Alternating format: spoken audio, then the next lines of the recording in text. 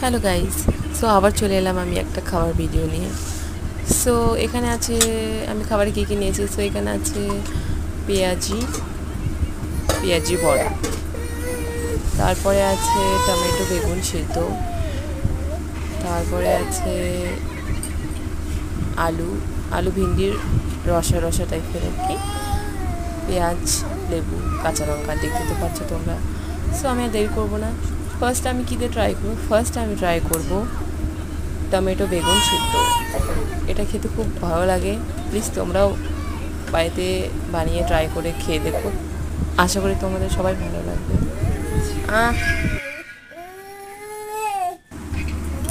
So আমি এখন মুখে দিয়ে ফেলছি, আমার আর লোভ সামলাতে আমি পারছি না,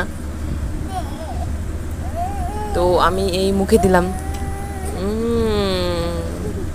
খুব স্বাদ, এত স্বাদ লাগতেছে কি আর বলবো। আমি নিলাম একটা পেঁয়াজি চপ মুখে, তারপরে নেব আলু আর একটা ভিন্ডি। সো আবার গাইজ আমি মুখে দেব। দারুণ, অসাধারণ। একটা কাঁচা কাঁচা লঙ্কা কামড়ে নিলাম, পেঁয়াজে একটু কামড় দেবো, লেবুটা ভাবছি খাবো না, পরে খাবো। So bye bye guys.